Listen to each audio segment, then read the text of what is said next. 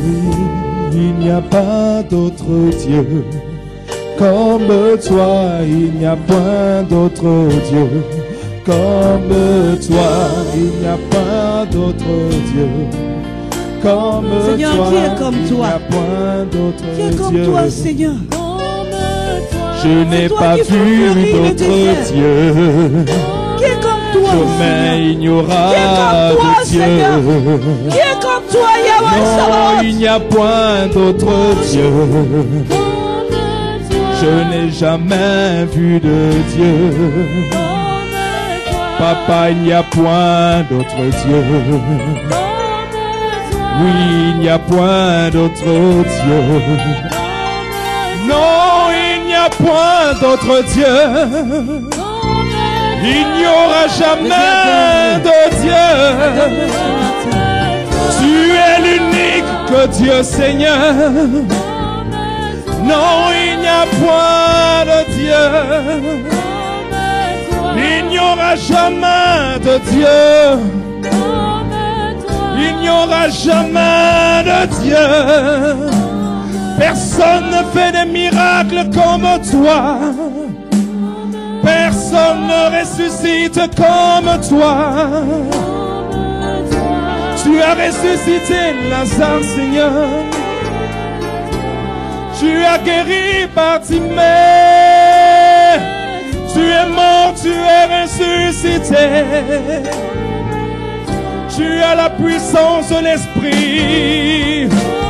Ton nom c'est Yahweh Jireh. Oh, ton nom c'est El Shaddai. Tu es Alléluia. le redoutable. Est-ce qu'on me batte les mains très fort pour le Seigneur? Gloire à Dieu.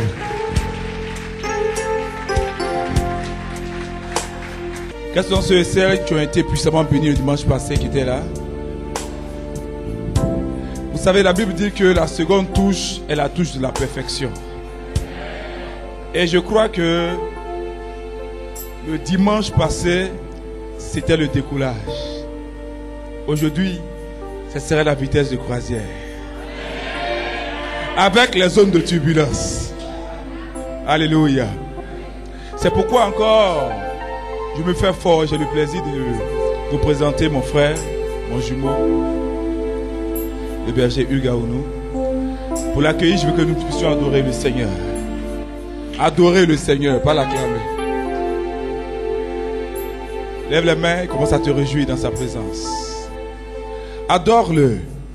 Parce que ce soir, plutôt ce milieu du jour, il y a une parole pour te faire du bien. Et attaché à cette parole, il y a une prière pour relâcher dans ta vie certaines grâces exceptionnelles. Dis à ton voisin, il y a une place pour moi au sommet. Dis-lui, il y a une place pour toi aussi au sommet. Si seulement ce matin tu veux payer le prix. C'est pourquoi dispose-toi en adorant le Seigneur. Et dans cette adoration, dans cette brise légère, nous accueillons son serviteur, le frère Hugues Aounou.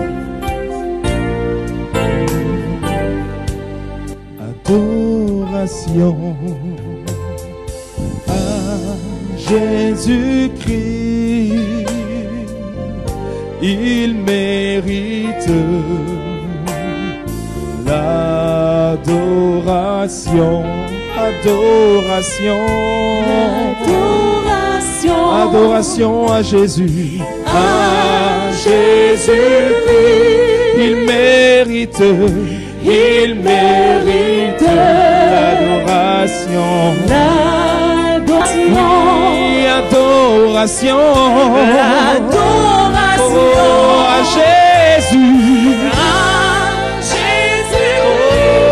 il mérite l'adoration,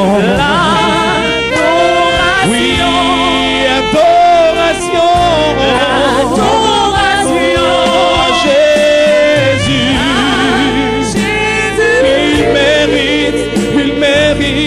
il mérite l'adoration.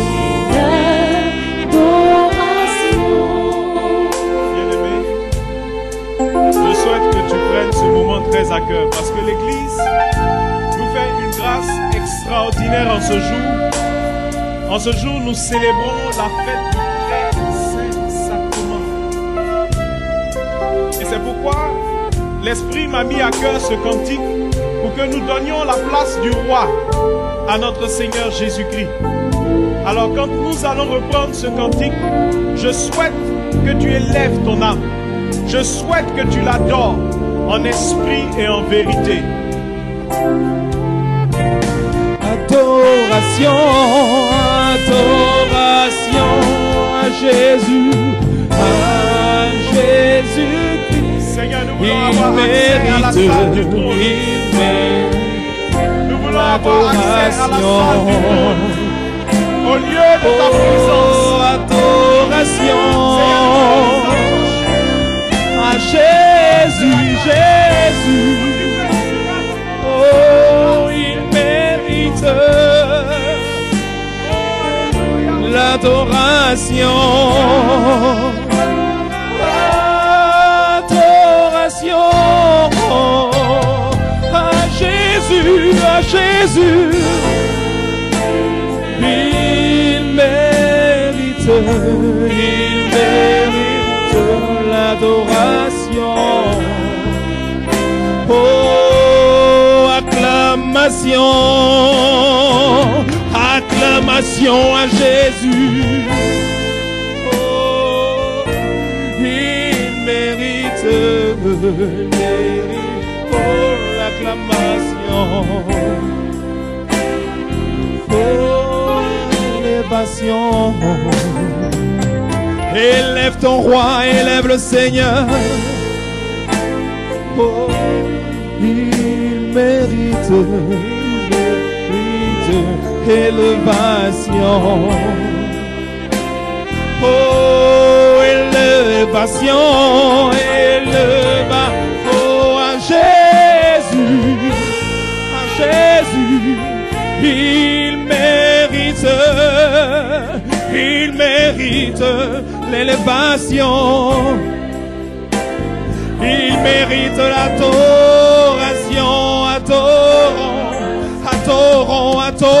Adorons Jésus-Christ. Il mérite l'adoration.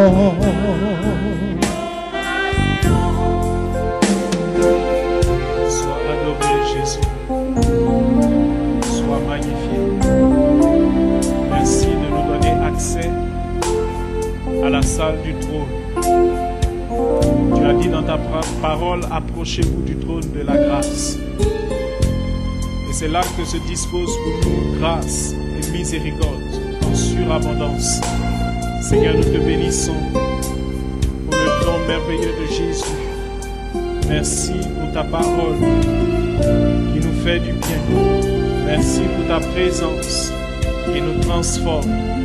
Que toute la gloire, que tout l'honneur, que toute la magnificence, que toute la majesté te revienne. Toi qui règnes éternellement, sois béni, sois glorifié. Alléluia. Nous pouvons nous asseoir.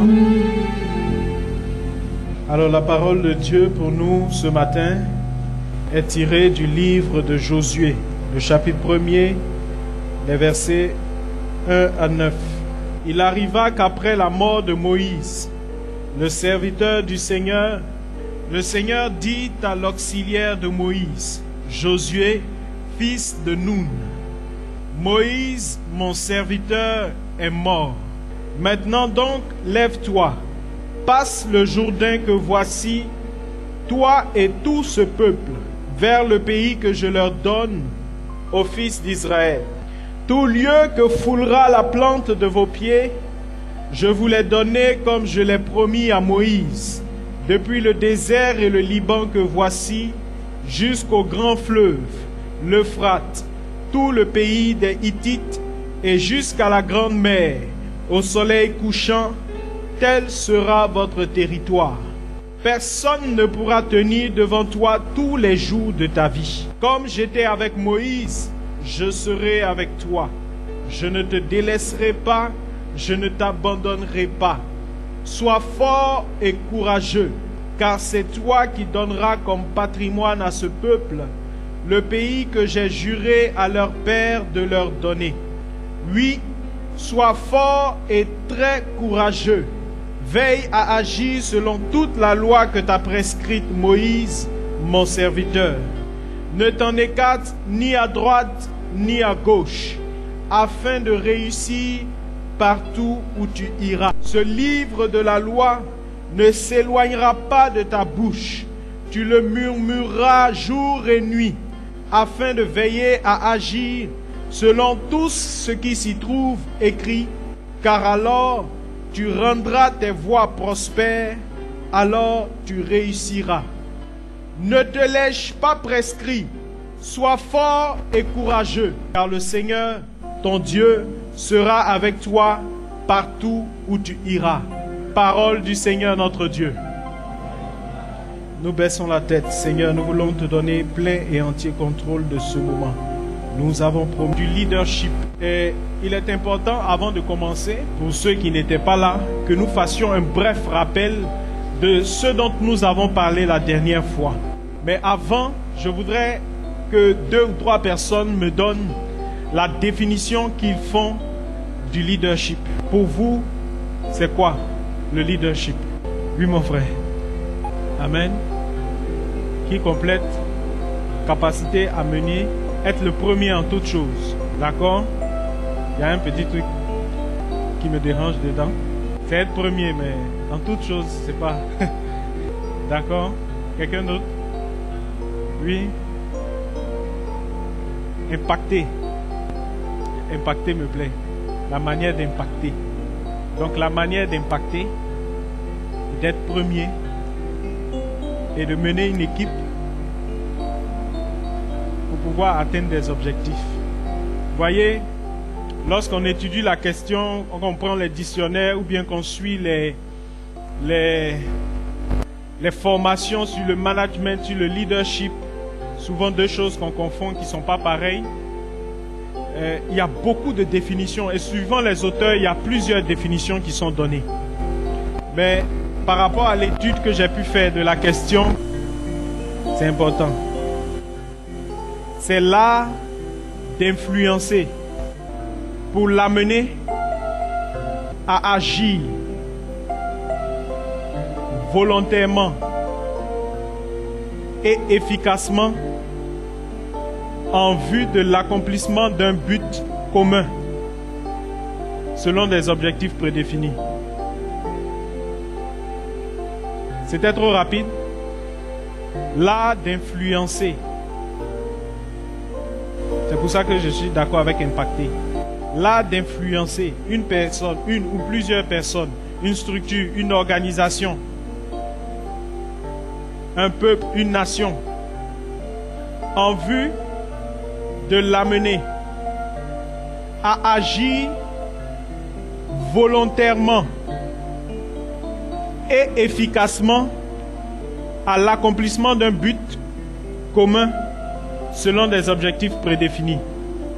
Par rapport à cette définition, le leadership n'a rien à voir avec le hasard. Par rapport à ça, je voudrais essayer d'enlever de nos têtes un certain nombre de lieux communs, de fausses vérités concernant ce qu'est le leadership. Et en même temps, nous allons faire le lien avec ce que nous avons vu la semaine dernière. Parce que le Saint-Esprit a attiré mon attention sur le fait que c'est vrai qu'on a parlé du royaume, mais on n'a pas véritablement fait le lien avec le principe du leadership. Souvent, je le disais la semaine dernière, les hommes dans leur ensemble, l'humanité tout entière recherche une position élevée, recherche une certaine forme de pouvoir, recherche la première place, comme le disait quelqu'un. Mais bien souvent, on se trompe par rapport aux moyens à utiliser pour atteindre cet objectif. Et j'ai eu la chance d'être manager à différents niveaux, middle, au niveau, pas encore top manager, mais quand même low manager, middle management. Et nous avons reçu, et je pense c'est valable pour plusieurs d'entre nous, beaucoup de formations sur le leadership efficace, ainsi de suite. Mais ce dont je veux vous parler, c'est des principes bibliques du leadership. Parce que le leader par excellence, c'est Dieu lui-même. Celui qui effectivement influence et obtient toujours les résultats escomptés au départ. Et donc par rapport à ça, bien souvent dans les formations sur le coaching, le développement personnel, la pensée positive, on parle de la position. Les gens pensent que le leadership est lié à la position. Et donc que pour pouvoir exercer le leadership, il faut être à une certaine position élevée. C'est la première des choses qui est fausse. Le leadership ne dépend pas de la position. La preuve, lorsqu'on regarde dans la parole de Dieu, et je n'ai pas dormi toute la nuit à cause de ça, c'est pour ça que je commence un peu doucement, je suis un peu fatigué, mais parce que le Saint-Esprit est en train de me parler par rapport à ça. Lorsqu'on regarde dans la Bible, Dieu n'a jamais choisi les aînés. Si le leadership dépendait de la position, Dieu allait toujours travailler avec ceux qui sont premiers, avec les aînés. Abraham n'était pas l'aîné de sa famille. Joseph n'était pas l'aîné de sa famille. Jacob n'était pas l'aîné de sa famille. David n'était pas l'aîné de sa famille. Pourtant, et on peut souvent se poser cette question, mais pourquoi Seigneur? Pourquoi? Mais ce n'est pas juste, c'est lui qui doit hériter. Ça, c'est la loi des hommes. Et c'est ce que les hommes ont établi dans les royaumes. Dans le royaume, on a mis un niveau hiérarchique. C'est le prince. Le prince, ça veut dire le premier. C'est le premier-né qui hérite et qui devient roi à la place. C'est pas comme ça que ça fonctionne avec Dieu. C'est pourquoi je disais, en commençant la définition du leadership, que c'est un art. Ça signifie que ce n'est pas quelque chose qu'on apprend, mais c'est quelque chose qui est inné, qui est donné. Première des choses fausses, le leadership ne dépend pas de la position. Mais le leadership, et nous l'avons vu le dimanche dernier, dépend d'une relation. Ce qui est important pour être leader, c'est d'avoir une relation, une connexion, une communion avec Dieu. En tant qu'ambassadeur, on ne peut véritablement prospérer dans le ministère d'ambassadeur que si on est en étroite relation, en communion constante avec le royaume qui nous a envoyés en ambassade. Si ce n'est pas le cas, il y a un problème. Le leadership, selon Dieu, dépend donc de la position. Deuxième chose, bien souvent, on dit, ça dépend des compétences. Donc, par rapport aux compétences, si tu veux être un leader, il faut que tu te fasses former. Et c'est pourquoi toutes les grandes entreprises envoient leurs managers en formation chaque année. Si c'était la compétence, les connaissances intellectuelles, techniques, les connaissances acquises qui permettaient d'être leader, Pierre n'allait jamais être choisi comme le premier pape de l'Église. Parce qu'il ne savait pas lire. Dieu n'allait pas donner la royauté à David parce qu'il était en brousse. C'est ses frères qui allaient à l'école, ils se sapaient et puis ils jouaient au boucantier dans la maison. Mais lui, il était en brousse. C'était un broussard, mais c'est sur lui que Dieu a fait reposer l'onction. Et on a vu également cette seconde clé. Dimanche dernier, on a parlé de la révélation. Parce qu'il est important d'avoir la révélation. La révélation, c'est non seulement une connaissance, mais ce n'est pas une connaissance forcément acquise. C'est une connaissance intuitive, reçue par révélation du Seigneur, qui est inscrite à l'intérieur de nous et qui fait que, quelles que soient les circonstances, on est capable d'opérer dans ce domaine particulier parce qu'on l'a reçu de Dieu.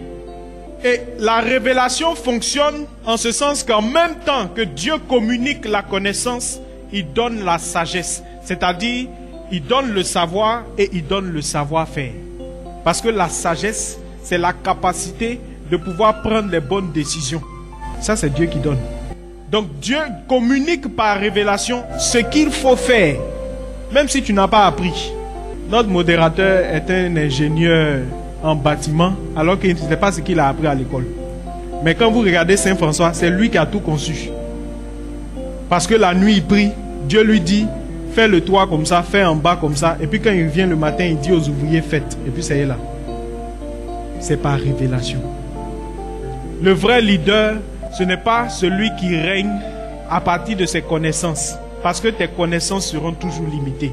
Il y aura toujours quelqu'un qui aura des connaissances plus grandes. C'est pourquoi on a beaucoup de conflits dans les entreprises. Quand les jeunes gens aux dents longues arrivent avec de plus gros diplômes, on commence à avoir peur. Parce que si tu as régné par la compétence, il vient quelqu'un qui est plus compétent que toi. Donc tu ne peux plus exercer ton leadership. La troisième fausse idée, ça concerne le pouvoir. Et la fausse idée selon laquelle le leadership ne peut s'exercer par le pouvoir est soutenue par la pensée que le pouvoir ne peut être acquis que soit par beaucoup d'argent, soit par des puissances occultes. C'est pourquoi vous allez voir beaucoup de cadres qui sont prêts à tout à cause de l'argent, qui sont prêts à tout, à se déshabiller au milieu d'un carrefour à minuit pour obtenir le pouvoir qui va leur permettre d'exercer le leadership. Là aussi, c'est faux. Parce que nous avons vu que Dieu nous a déjà donné l'autorité. Il a déjà même établi que sur la terre, personne ne peut faire quelque chose si l'homme ne le désire pas. Il a établi le principe selon lequel lui-même Dieu ne peut pas intervenir sur la terre sans l'accord de l'homme. C'est pourquoi nous devons prier. En clair, donc, Dieu nous donne la source du réel pouvoir, de la réelle puissance, c'est lui-même, par l'onction de son esprit. Ce qui fait de quelqu'un un leader, c'est que sur sa vie repose une présence surnaturelle que personne ne peut expliquer, mais en vertu de laquelle, partout où il passe, les cœurs s'inclinent, les consciences sont ébranlées et le territoire lui appartient. C'est ce que Dieu disait à Josué. Tout territoire que tes pieds fouleront, je te le donnerai. Il a dit à Moïse, il dit, prends Betsaléel, fils de Ouri, donne-lui l'onction, pour qu'il soit rendu capable de faire tout bon ouvrage. Dieu communique par son onction l'habileté, un esprit surnaturel qui fait que même ce que tu n'as pas appris, tu es capable de l'exercer. Donc ce sont là les trois clés que nous avons vues. La clé de la communion, la clé de la révélation, la clé de l'onction. Ces trois clés forment le premier principe du leadership, qui est la vision. Le deuxième principe du leadership dont on va parler aujourd'hui, c'est la mentalité. Le troisième, c'est le caractère. J'ai cherché dans la Bible des gens qui ont pu exercer un leadership sans un de ces trois principes. Mais je n'ai pas trouvé. Peut-être que vous pourrez. Et je me posais la question hier avec le Saint-Esprit, mais est-ce qu'il est possible d'exercer quand même un certain leadership en ayant 2 sur 3 ou bien 1 sur 3? Je me suis rendu compte par exemple que Abraham n'avait pas de vision. Abraham avait une mentalité et un caractère parfait. Alors que toute sa maison était idolâtre, lui, il connaissait Dieu. Il avait la connexion avec Dieu. Mais Abraham n'avait aucune vision sur son avenir. Dieu a permis que Abraham attende près de 40 ans avant de rentrer dans la promesse. Pourquoi? Jusqu'au jour où il a appelé dehors et puis il a regardé dans le ciel. Il a eu la vision de ce que Dieu préparait pour lui. Tant que tu n'as pas la vision, quelle que soit ta mentalité, quel que soit ton caractère, quelles que soient tes potentialités, il y aura un frein à ce que tu atteignes le plein épanouissement du potentiel que Dieu a déposé en toi. L'exemple parfait pour moi dans la Bible du leadership, c'est Joseph, le fils de Jacob. Parce que dans la vie de Joseph, on voit clairement les trois principes du leadership manifestés. Joseph avait la vision. Très tôt d'ailleurs. Très tôt, il a eu la vision en songe. Mais Joseph avait une mauvaise mentalité. Joseph était un enfant gâté. Pendant que ses frères travaillaient, lui s'asseyait à la maison et puis jouait au rapporteur. C'est à lui que son père achetait les plus belles tuniques, Donc il jouait au boucantier et puis il rapportait. Et comme il avait eu une vision, il savait que c'était lui qui allait hériter. Donc il ne se fatiguait pas. Dieu l'a envoyé en Égypte pour le former. C'est-à-dire que Dieu, quand il a un projet pour toi, il va t'amener à rentrer dans le projet. Donc il avait la vision, mais il fallait qu'il adopte la mentalité de Dieu. Il fallait qu'il ait le caractère que Dieu veut. C'est pour ça qu'il est allé chez Potiphar. Chez Potiphar, Joseph a appris à travailler. Il ne savait pas travailler. Il était vrai bella là. Il s'agenouillait pour essuyer chez Potiphar. Quand il a fini, il voulait s'installer un peu. Non. Dieu dit, ce n'est pas encore le moment. On l'a envoyé en prison. Parce que chez Potiphar, il travaillait seul. Mais Dieu voulait lui apprendre à faire travailler les autres. Parce qu'on a dit quoi? Le leader influence une ou plusieurs personnes, une organisation, une structure. Or, Dieu voulait que Joseph influence toute une nation et même toutes les nations existantes alentour. Donc, on l'a envoyé en prison. En prison, il a appris à travailler avec les autres. La Bible dit que quand Joseph est arrivé en prison, il a organisé la prison de telle sorte que le chef de la prison se reposait. Parce que Joseph avait déjà tout établi. Il a fait le programme. Il dit aujourd'hui, vous intervenez comme ça, comme ça, comme ça, comme ça, comme ça. L'art d'influencer. Volontairement. Parce que le leader c'est pourquoi je n'étais pas trop d'accord quand Danti disait premier en toute chose. Hitler a été un leader. Mais son leadership a conduit à quoi? À la mort. Le leadership biblique, le leadership selon Dieu, il demeure éternellement. Savez-vous que toute la base du système juridique, ça vient de la Bible, ça vient de Moïse. Moïse est le premier juriste de l'humanité. Son leadership depuis 6000 ans s'est maintenu encore.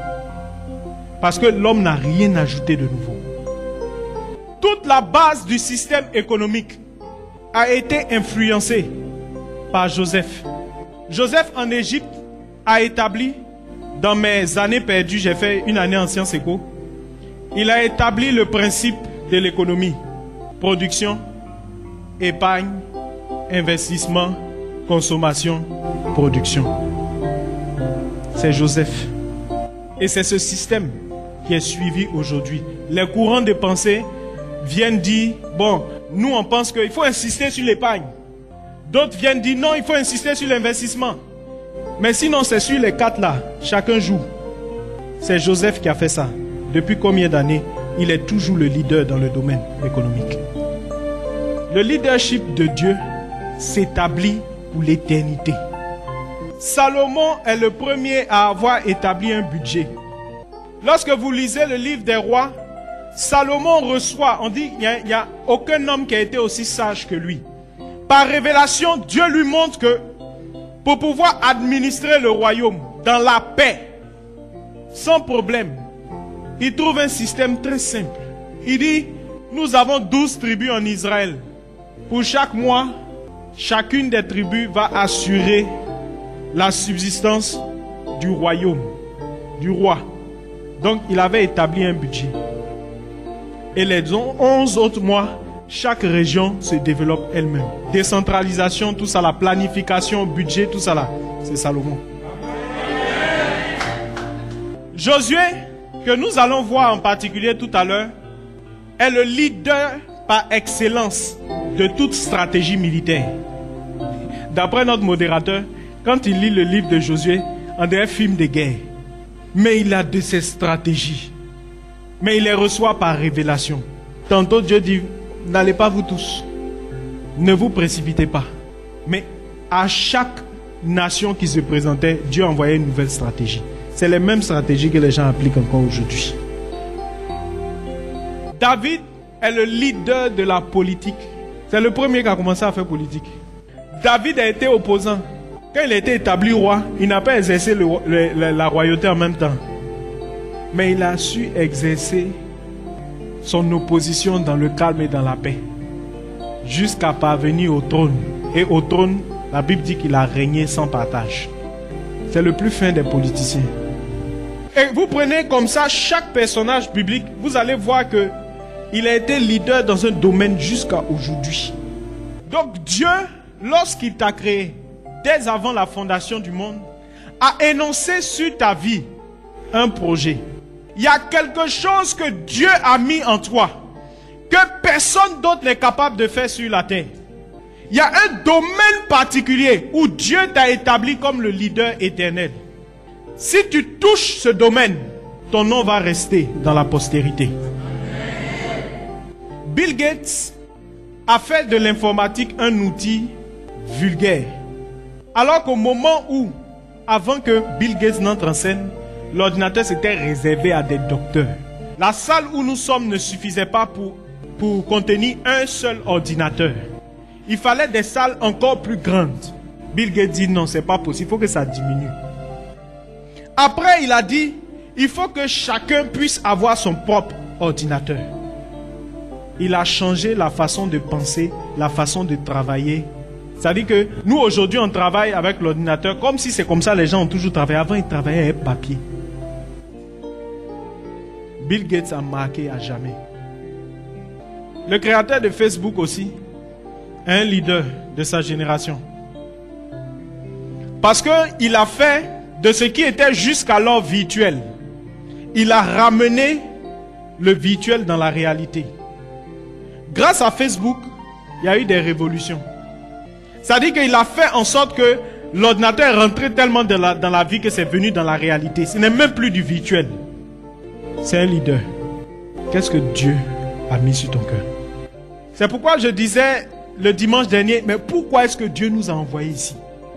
Il faut que tu te poses cette question. Pourquoi est-ce que Dieu m'a envoyé sur la terre? Dieu m'a envoyé pour faire quelque chose que les autres n'ont pas encore fait. Quelque chose de nouveau. Et dans ce quelque chose de nouveau, Dieu est prêt à mettre toute sa puissance en œuvre pour que tu atteignes l'objectif qu'il t'a assigné. Seulement si tu rentres dans sa vision. Maintenant, je disais la dernière fois également que la vision seule ne suffit pas. Il faut une mentalité et un caractère. Lorsqu'on a parlé de la parabole du semeur, on a vu par exemple que la parole de Dieu dit que celui qui est dans la bonne terre, il donne du fruit 30, 60, 100%. Ça veut dire qu'on peut être dans le royaume, connecté, mais ne pas donner suffisamment de fruits. Parce qu'il faut que quelque chose se passe dans le Kumlo. Il faut donc que ta mentalité puisse changer. Et on voit comment Dieu enseigne Josué. Vous voyez Josué, la Bible le présente comme l'auxiliaire, le serviteur de Moïse. On dit Moïse, le serviteur de Dieu, est mort. Et Josué, le serviteur de Moïse, maintenant devait prendre la relève.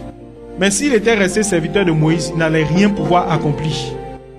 C'est pourquoi Dieu le prend en retraite personnelle.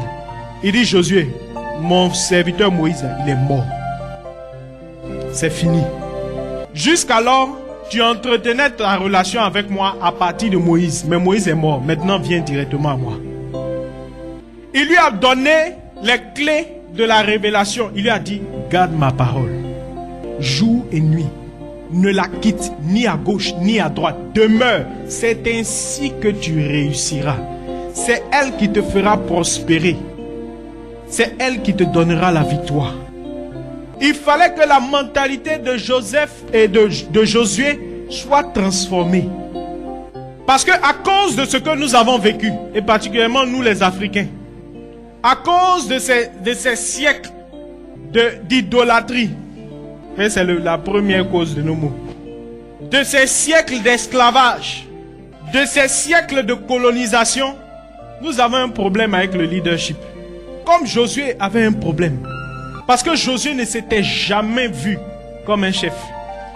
Josué, dans sa vie, ne pouvait pas produire les caractéristiques, les caractères. La mentalité et le caractère sont très liés. Donc je vais aller de l'un à l'autre comme ça.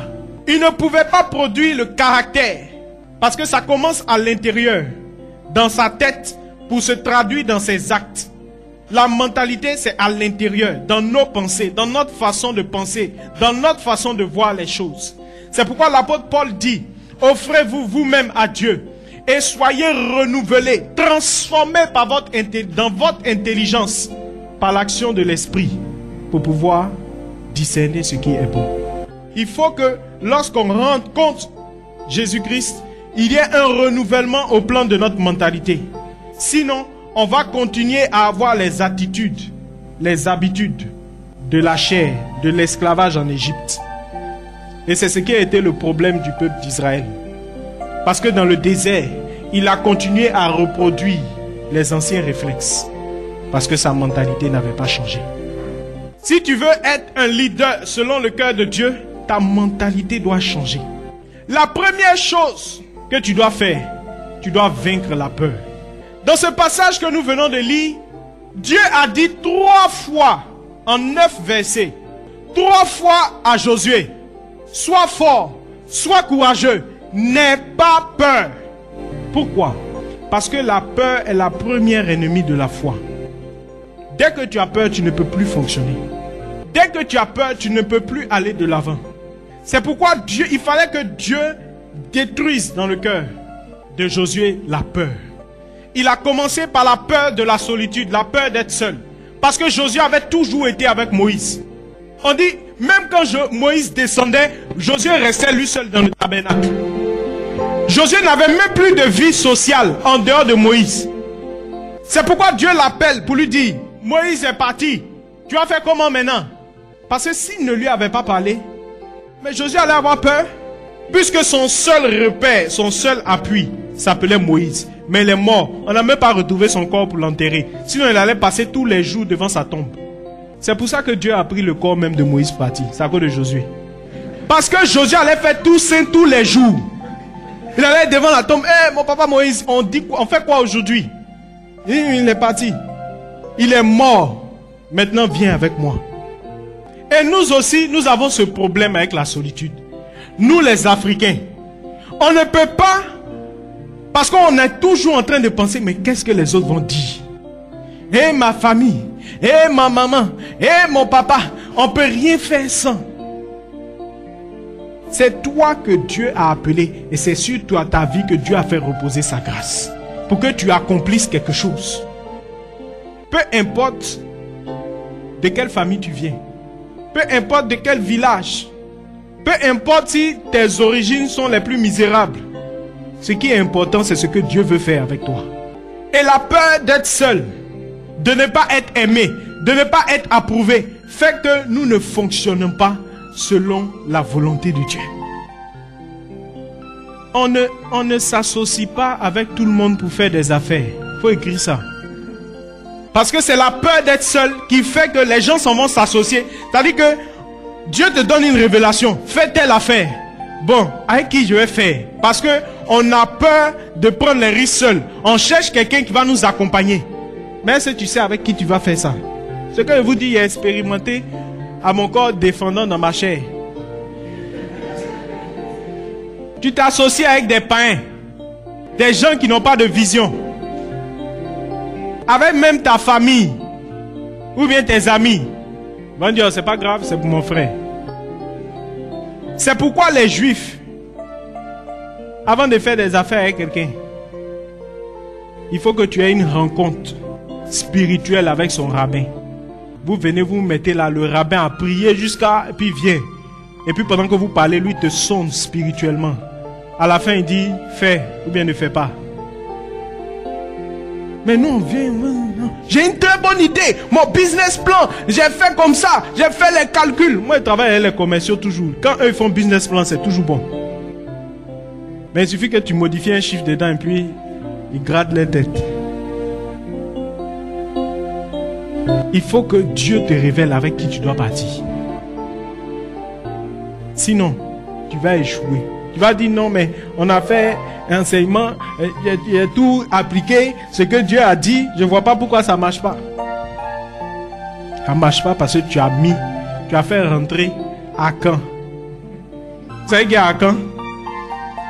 Josué a commencé la conquête de la terre promise. Il allait de victoire en victoire. Ils sont arrivés quelque part. Il y a un qui est parti voler les trucs où on a dit ne pas voler. Il s'appelait Akan. C'est l'ancêtre des baoulés. C'est pas moi qui ai dit, c'est la Bible. C'est lui qui a donné le nom à tous les Akans. Donc un païen idolâtre, il est venu apporter la poisse et la malédiction sur le peuple. On les a chicotés proprement. Il faut que tu saches avec qui tu t'associes. La deuxième chose, c'est la peur d'échouer. La peur d'échouer fait que, en Afrique, on manque d'initiative. On manque de créativité. C'est-à-dire que dès que quelqu'un vient et puis fait quelque chose, rien, ça marche, on va faire aussi. Et sur 100 mètres, on aligne 100 cabines. Pour qui va marcher et puis pour qui va pas marcher. Rentre dans la présence de Dieu. Moi, Jumeau et moi, on a fait cette amère expérience de cabine. Pimentée même. Pas tout le monde fait cabine. Non, cabine. Manque de créativité. Et à cause de ça, on est toujours dans la mentalité de travailler pour les gens. On ne veut jamais faire sa propre entreprise. Les gens, tu vois les gens, je cherche travail, je cherche travail. Non, faut dire la vérité. Tu cherches pas travail, tu cherches salaire. C'est pas la même chose. Amen. Je ne sais pas si vous comprenez. Tu cherches salaire. Ça veut dire que tu cherches que quelqu'un à la fin du mois vienne te donner ton argent. Tu ne veux pas chercher toi-même. C'est ça. Parce que si ce travail-là, c'est versé. Quand Dieu a parlé à Adam, il a dit cultive. Est-ce qu'il lui a dit, attends qu'on te donne la permission de gérer? C'est toi le propriétaire de la terre. Tu prends une portion et puis tu commences à cultiver. Dieu a mis quelque chose en toi. Dieu a mis quelque chose sur ton cœur. Quelque chose que toi seul es capable de faire. Il t'a donné la révélation par rapport à ça. Mais lance-toi, tu vas voir. Ce n'est pas une question de moyens. Quand les Africains on leur parle d'investir, il n'est pas l'argent.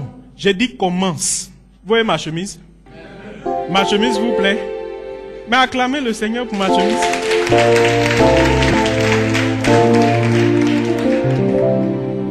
Cette chemise-là, elle a une histoire. C'est la création de mon épouse, ma bien-aimée épouse. Or, en réalité, sa formation, c'est ingénieur commercial, option, audit et contrôle de gestion. C'est que quand tu dis ça comme ça...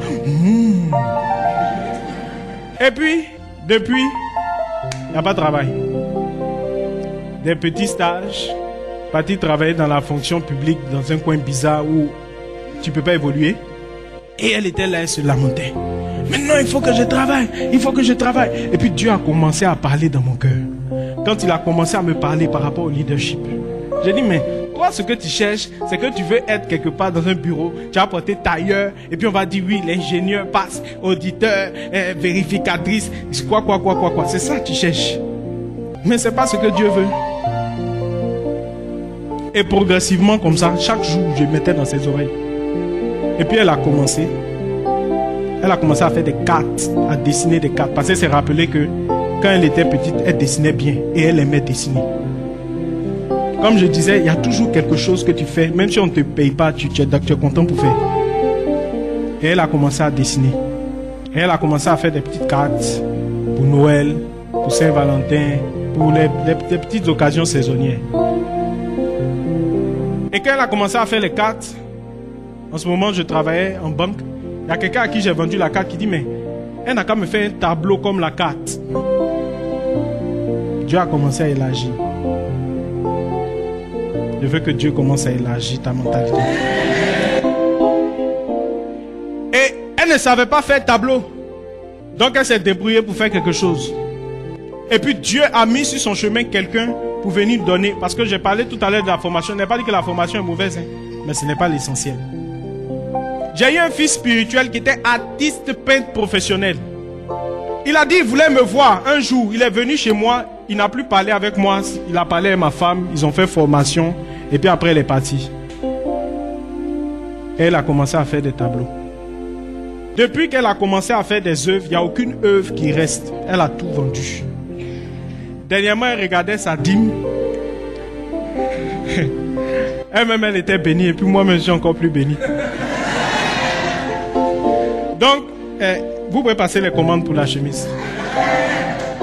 La marque, c'est touche finale. La touche de la perfection. Donc, après, vous voyez au secrétariat, passez les commandes. Je lui ai mis la pression. Parce que je suis son conseiller en affaires. Donc, je lui ai mis la pression pour que ma chemise soit prête aujourd'hui, pour que vous puissiez voir. Donc, Dieu a besoin de vaincre cette peur en nous. De vaincre la peur de manquer. Voilà le plus gros problème des Africains. La peur de manquer. Parce qu'on a tellement souffert à cause de l'esclavage, à cause de la colonisation, à cause de la pauvreté. On était dans des familles où on faisait mort subite. Donc à cause de ça, l'Africain, dès qu'il voit l'argent ou bien il voit manger, il ne peut plus se maintenir. Les gens font des études extraordinaires, ils ont de ces gros diplômes. Ils arrivent avec des visions. Mais quand ils tombent ici, il y a quelque chose qui les transforme. La cupidité. Ils rentrent dans des détournements bizarres. Dans une mentalité de sous-développement. Qui te fait croire que quand tu es arrivé, il faut que tu aies 2 ou 3 maîtresses. Et puis ils s'endettent. Et puis après ça fait pitié. Ils n'évoluent même pas. Des gens qui ont été ministres, quand une fois on l'a retiré ministère, ils sont à la rue. Maison même ils n'ont pas. Pourquoi? À cause de la peur de manquer. Parce que la peur de manquer a affecté ta mentalité. Regardez comment on se comporte dans les mariages qu'il y a à manger. Peu importe comment la personne est sapée. Je dis des grandes dames. Je suis étonné même. Tu la vois quand elle est descendue de sa grosse voiture. Tu te dis, oh celle-là, bon peut-être elle connaît personnellement celui qui se marie. Elle va venir assister net et puis elle sort et s'en va. Non, il faut qu'elle mange. Et comment elle va manger? Et comment elle va déchirer le cocktail? Comment elle va prendre pour mettre sur elle et puis remplir un seul son assiette alors qu'il y a les autres derrière? À cause de ça, les gens mentent. Eh non, je viens prendre pour telle personne. Elle vient prendre canette, s'en va. Elle cache, elle revient. Il y a les frères là, il veut aussi. Il n'y a même pas son chrétien communautaire, tout, même chose. Parce que tu as la mentalité de pauvreté. Être riche, ça commence ici. La richesse, ça commence à l'intérieur. C'est une façon de vivre. Ça ne dépend pas de la quantité de biens qu'on met dans ta main. Si tu es pauvre dans la tête, peu importe la somme de richesse qu'on va déposer devant toi, tu vas conduire, tu vas ramener la pauvreté. Parce que c'est ici que ça se joue. Il faut vaincre la mentalité de consommateur. Quand on fait les statistiques, on se rend compte que les Noirs américains, qui représentent à peine 10 à 15% de la population, consomment plus que tous les autres Américains. Pourquoi? Parce qu'à cause de l'esclavage, ils ont été habitués à manquer. On ne leur donnait pas suffisamment à manger. Les Kunta Kinte. Donc ils ont grandi et ils ont continué à développer ça. Donc quand tu vois sur une chaîne MTV, les gens ils sont riches. Ils créent des histoires d'incroyables anniversaires juste pour pouvoir dépenser l'argent. Comme ça, il va redevenir pauvre. Puisqu'il y a la pauvreté à l'intérieur, ça veut dire quoi? Il est pauvre dedans, mais dehors il voit la richesse. Il y a quelque chose qui ne va pas. Les deux ne vont pas ensemble. Donc il s'arrange pour que l'extérieur corresponde à l'intérieur. Et ils redeviennent pauvres. Regardez Mike Tyson. Regardez Tony Braxton. Whitney Houston. Ces gens-là sont ruinés. Vous pouvez comprendre que des milliardaires, des millionnaires en dollars soient ruinés. C'est que tu n'as rien à faire, laisse ton argent en banque. Ce que ça donne chaque mois, là, ça te suffit à te faire vivre. Mais ils sont ruinés. Pourquoi? Parce qu'ils n'avaient pas traité la pauvreté qui était à l'intérieur. Il faut que tu changes de mentalité. Il faut que Dieu te communique la mentalité de productivité. Parce que c'est ça qui va nous permettre de sortir du sous-développement pour entrer dans le développement. Le leadership, selon Dieu, C'est celui-là qui permet d'apporter le développement, d'apporter l'épanouissement, d'apporter la fécondité partout où on est. Si ton leadership c'est pour toi seul, c'est faux. C'est pas du leadership. Je dis tu dois influencer quelqu'un. Si c'est toi seul qui as influencé, c'est bien pour ta famille. Mais ça n'apporte rien à Dieu. Dieu ne tire aucune gloire de ce que tu as. Donc Dieu veut te faire passer de la fécondité. C'est-à-dire que tu commences à produire du fruit. C'est bien. Mais Dieu veut que tu rentres dans la mentalité d'expansion. Que ton influence grandisse et que tu étendes ton influence.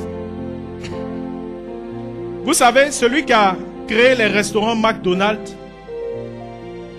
il avait eu une très bonne vision. Mais il avait un problème au niveau de la mentalité.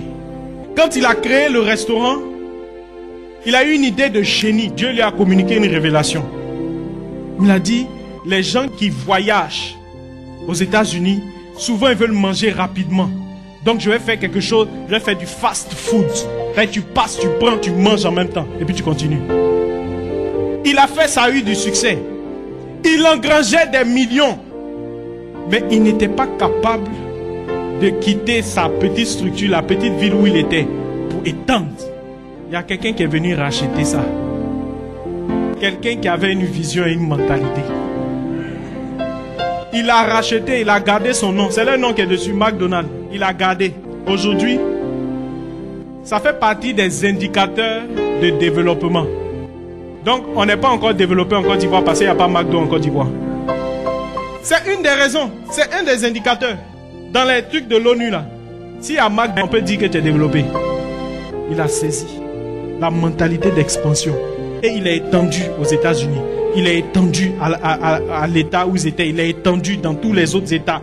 Et puis tout le monde a commencé à vouloir. Et puis c'est sorti. Il a créé le système de franchise. Toi-même tu dépenses l'argent, lui il vient juste mettre son nom. Et puis tu lui verses quelque chose. Et puis il s'étend.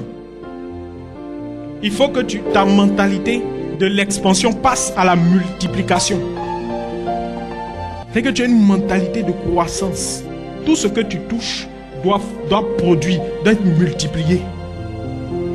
Si tu arrives quelque part et que le revenu est de 100, tu dois faire passer ça à 1000, 10 000. Parce que tu es affecté d'une bénédiction du centuple. Il faut que ta mentalité change ce matin. Si tu fais des affaires pour dire oui, moi et puis ma petite famille, nous aurons une petite maison et puis j'aurai ma petite voiture, tu ne vas pas arriver quelque part. Vois gros et grand. Dieu dit, celui qui aura perdu ici-bas sur la terre, c'est les règles du royaume. Celui qui aura perdu ici-bas sur la terre, femme, enfant, père, mère, ainsi de suite, il aura tout ça au centuple. Tu as laissé ta maison, tu dois avoir 100 maisons. C'est là qu'on vient à l'essentiel. Apprendre à donner. La mentalité du leader, c'est celui qui donne. Le leader n'agit pas en réalité pour lui-même. C'est pour ça que vous pouvez voir que il y a eu, dans la Bible, on a eu Néhémie qui s'est levé et dit, ce n'est pas possible. Il faut que le temple de mon Dieu soit reconstruit. Mais lui-même, il n'a pas vu la fin. Et il y en a beaucoup comme ça en Europe. Ils ont commencé des trucs qui ont été construits en 200 ans. C'est-à-dire celui qui a commencé lui-même, il n'a pas vu quand c'est fini. Mais il a su, non seulement il a lancé, mais il a communiqué aux autres. Et ceux qui ont repris ont communiqué aux autres jusqu'à ce que, après 200 ans, ça soit construit. C'est ça, un leader. Le leadership se communique. Le leader qui ne fabrique pas d'autres leaders, ce n'est pas un leader. C'est un esclavagiste. C'est quelqu'un qui veut lui seul être en haut. Mais le leader, il forme les autres pour qu'eux aussi deviennent des leaders. Il leur permet de rentrer dans ce que Dieu a prévu pour eux, pour qu'eux aussi, dans ce domaine-là, ils deviennent un leader.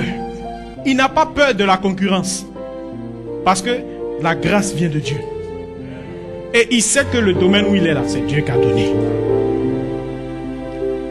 Le caractère.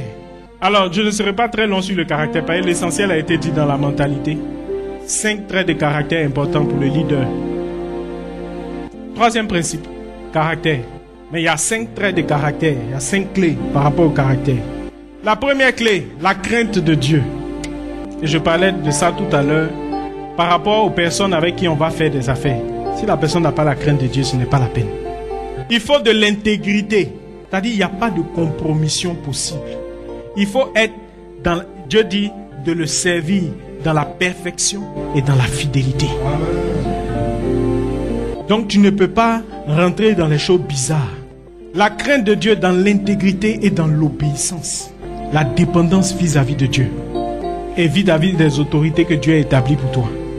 Dieu peut t'établir dans une entreprise où toi-même tu vois que, et ça se voit même concrètement que tu es le leader. Mais il y a quelqu'un qui est en haut. Fais comme David. Soumets-toi à l'autorité. Dieu va, au temps favorable, toi il va t'élever. Mais si tu rentres dans les... tu vas sortir de la grâce. Deuxième trait de caractère, la diligence. On peut trouver ça en Proverbe, le chapitre 10, le verset 4, ou Proverbe 13, verset 4. Pour la crainte de Dieu, vous pourrez lire Job, chapitre 1er, verset 8. La Bible dit que Job était juste. Parce que c'est quelqu'un qui avait la crainte. C'était un homme intègre dans toutes ses voies.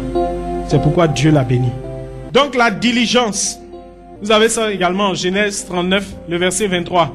C'est la vie de Joseph. Pour la crainte de Dieu, vous pouvez voir Genèse 39, verset 7 à 8. Joseph était chez Potiphar. La femme de Potiphar voulait coucher avec lui. Mais comme il avait la crainte de Dieu, il a refusé. Il a préféré aller en prison. La diligence, c'est la culture du travail, mais du travail bien fait. Mais ça, c'est un gros problème en Afrique. La Bible dit, si tu es fidèle dans les petites choses, de grandes te seront confiées. Il y a des managers, quand leur sonnette, ils prennent leur voiture, ils s'en vont. Et puis, demain, quelqu'un va te promouvoir. Pourquoi? On n'a pas trop le temps, sinon j'allais vous donner une petite anecdote par rapport à ça. Quand j'ai commencé à travailler, mais ce sera une prochaine fois. La diligence donc suppose la culture du travail bien fait. Donc aimer le travail et aimer bien faire le travail. N'être satisfait que quand le travail est bien fait. Et en même temps avoir de l'ambition. Parce que c'est indispensable pour pouvoir saisir les opportunités. C'est-à-dire dès qu'il y a une opportunité, tu saisis. C'est parce que c'est au travers de ces opportunités-là que Dieu veut t'élever. Si tu ne sais pas les saisir, tu ne pourras pas rentrer dans le projet de Dieu. Troisième trait de caractère, troisième clé, la discipline. Dans la discipline, on peut mettre la ponctualité, on peut mettre la rigueur, on peut mettre l'organisation. Donc quand tu fais quelque chose, il faut que tes choses soient organisées. Dieu aime la discipline, que tout soit coordonné, que tout soit bien organisé. Quatrième clé, la détermination. Quelles que soient les difficultés, que tu puisses continuer. Ça va demander du renoncement et du détachement. Parce que peut-être qu'il y a des choses que tu aimes, il y a des biens auxquels tu es attaché. Mais pour pouvoir percer, pour pouvoir réussir dans ce domaine-là, Dieu va vouloir que tu lâches ces choses. Il faut que tu sois prêt à le faire. Et il faut que tu aies de l'endurance et de la persévérance. Ça veut dire que même dans les situations difficiles, tu tombes, mais tu te relèves. Or, qu'est-ce qu'on voit? Dès qu'on commence une activité, que ça ne se passe pas comme on veut, on se décourage et puis on s'en va chercher autre chose. Dieu t'a parlé ou bien il t'a pas parlé? Si Dieu t'a parlé, si tu as eu la révélation, tu dois continuer. La cinquième clé, c'est le service. Et c'est la clé même essentielle. Il faut servir les autres. Le leader est celui qui se met au service des autres. C'est pourquoi les papes dans l'église catholique signent serviteur des serviteurs. Parce que celui qui est à la tête doit être le serviteur de ceux qu'on a mis en dessous de lui. Et si en tant que leader, tu n'as pas ce caractère-là en toi, tu auras des problèmes. Parce que j'ai dit que c'est l'art d'influencer une personne ou une organisation pour l'amener à collaborer volontairement. Sinon, tu peux dire, oui, c'est moi qui suis le patron, j'ai dit, il faut faire. Mais il va mal faire. Et comme il n'est pas béni, son cœur va crier contre toi vers Dieu. Il faut avoir une attitude de serviteur. Il faut rechercher le bien des autres. Il ne faut pas faire les affaires pour s'enrichir soi-même. J'ai un fils qui me bénit particulièrement. Il est ingénieur télécom de formation. Et quand il a fini ses études, il n'y avait pas de travail. Il a commencé à vendre GABA. il se levait le matin à 4 heures pour aller au port. Il dit, c'est un territoire miné parce que c'est une zone qui appartient au Haoussa. Mais il dit, lui, il rentrait dedans, son petit poisson dont il avait besoin, il prenait et puis il partait. Et il vendait. Et il appliquait tous les principes. L'épargne. Il dit, même si c'est 100 francs, même si c'est 200, chaque jour, je dois épargner. Il a épargné comme ça jusqu'à il a eu 20 000. Quand il a eu les 20 000, il est parti acheter des recharges. Et il a commencé à vendre des recharges. Il est devenu un des plus grands revendeurs de téléphonie mobile de Cocody. À tel point que, un jour, il est venu chez moi et on partageait au moment où il devait se lancer dans ces choses. Et Dieu a permis qu'on parle de Joseph. Et je lui ai partagé la révélation que j'avais reçue de la part du Seigneur sur Joseph. Il dit, mon berger, je pense que c'est à cause de ça que je suis venu. À tel point que, un jour, le comité directeur de l'une des 3 plus grandes compagnies de téléphonie mobile l'a convoqué expressément parce qu'ils avaient un problème commercial. Ils ne vendaient pas. Le directeur général l'a interrogé. Voici le problème qu'on a. Comment tu penses qu'on peut le régler? Je vous ai dit qu'il était ingénieur télécom. Il dit, moi, voilà comment j'ai fait. Et quand je fais là, ça marche. Mais tu es sûr, il regarde son directeur commercial, il regarde son directeur marketing, vous pensez que ça peut marcher? Il dit, moi, je ne sais pas. Mais ce que moi je sais, moi j'applique ça, ça marche. Ils ont dit, bon, on te met à l'épreuve. Est-ce que tu réalises? Tu réalises? Ils l'ont mis à l'épreuve pour 1 mois. Ils lui ont demandé de faire 1 milliard de ventes pour Cocody seulement. Il a fait. Alors qu'il était revendeur. Parce que dans le canal de distribution, il y a les distributeurs, il y a les revendeurs, il y a les détaillants. Il y a les petits au milieu, mais c'est les 3 grandes catégories. Lui, il était un simple revendeur. Donc, il doit dépendre en principe d'un distributeur. Il a été établi le seul habilité à donner des produits de cette compagnie-là dans Cocody. Il a fait ça, il a quitté dedans. Il dit c'est saturé. Il dit mon vieux père c'est saturé. Parce qu'il marche dans la révélation. Les histoires de cunette, tout ça là, j'ai partagé un peu. Il dit mon papa c'est de l'arnaque. Dis-moi, ils m'ont convoqué, ils m'ont expliqué 3 fois. Je leur ai dit c'est faux, ça ne peut pas donner là. Moi, il sait comment on cherche l'argent. J'ai commencé à vendre Gaba. Ça là, ça ne peut pas donner l'argent. Hier, il est parti en Égypte pour aller faire des affaires. Le petit vendeur de Gaba. Aujourd'hui, il est multimillionnaire. Mais j'ai prophétisé sur lui ce jour-là que dans 3 ans, il serait milliardaire. Il reste 1 an. Et il viendra témoigner. Dieu est capable de faire de ta vie ce qu'il a décidé de faire. Mais ça dépend de toi. Ça dépend de comment est-ce que tu te disposes vis-à-vis de Dieu. Comment est-ce que tu acceptes de rester connecté à lui. De marcher selon les plans et les visions de Dieu. De laisser ta mentalité être renouvelée par Dieu. Ne pense pas à toi d'abord. Pense à Dieu et aux autres. Parce que Dieu, ce n'est pas pour lui. L'or et l'argent lui appartiennent. Il va toujours te montrer des gens qui ont besoin. Et ce qui me frappait sur ce jeune homme, c'est que tous ceux avec qui il a travaillé, et même l'histoire de téléphonie, il a laissé ça à ceux qu'il a formés. Parce qu'il avait compris un principe. Quand il les prend, il n'accepte jamais, il paye plus que le SMIC. Il dit, mon berger, je ne paye pas quelqu'un moins de 100 000. Il les prend et il les coach. Il leur dit, je te paye là. Il faut aller prendre une maison pour te prendre en charge. Il faut que tu deviennes responsable. Donc il formait comme ça. Et aujourd'hui cela continue. C'est un vrai leader. Je suis édifié par sa vie. Et je prie que Dieu vous accorde de devenir des leaders selon son cœur.